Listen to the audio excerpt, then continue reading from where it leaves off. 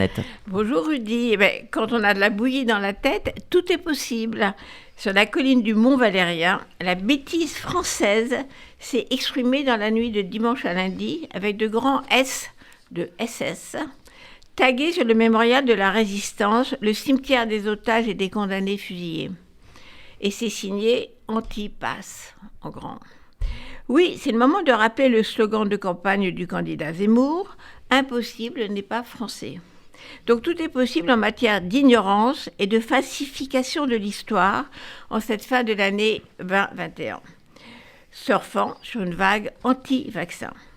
Depuis l'arrivée du polémiste Zemmour et de ses amis d'extrême droite dans la vie politique française, on réanime le fantôme du maréchal Pétain, qui fut jugé après la guerre pour haute trahison, mais pas pour son rôle dans la déportation des Juifs de France. Pardon. Donc on ressort Pétain pour en faire un dictateur nationaliste, anti-républicain, mais sympathique. En même temps, le mouvement des anti-vax se déguise en mouvement pour la liberté.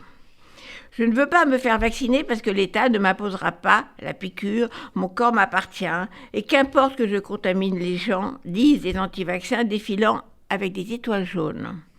Parce que, disent ces imbéciles, ils sont persécutés par l'État comme les Juifs l'étaient par les nazis, d'où l'étoile jaune et les signes SS sur les pancartes. Imbéciles parce que ces manifestants ne risquent pas la mort comme les Juifs déportés, mais au contraire risquent la vie s'ils se vaccinent. Mais la mort les rattrape parfois, ces non-vaccinés. On les voit dans les hôpitaux aujourd'hui où à la dernière minute, ils confient aux soignants qu'ils regrettent de ne pas s'être fait vacciner.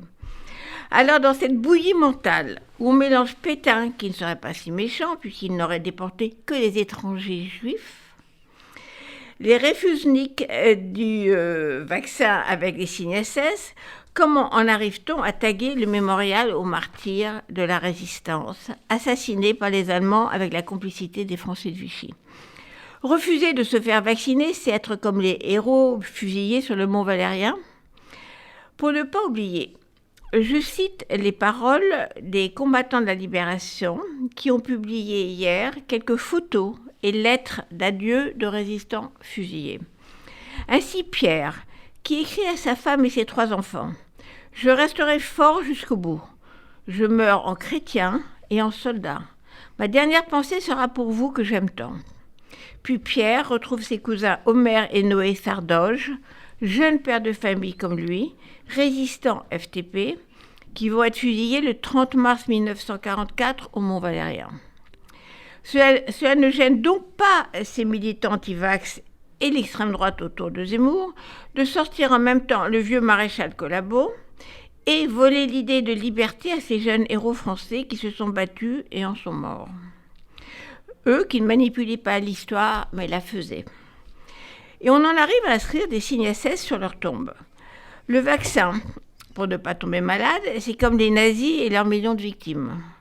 Face à la stupidité et au mensonge, on n'a pas d'autre solution que de continuer de rappeler la vérité, pour ne pas laisser la liberté aux fanatiques.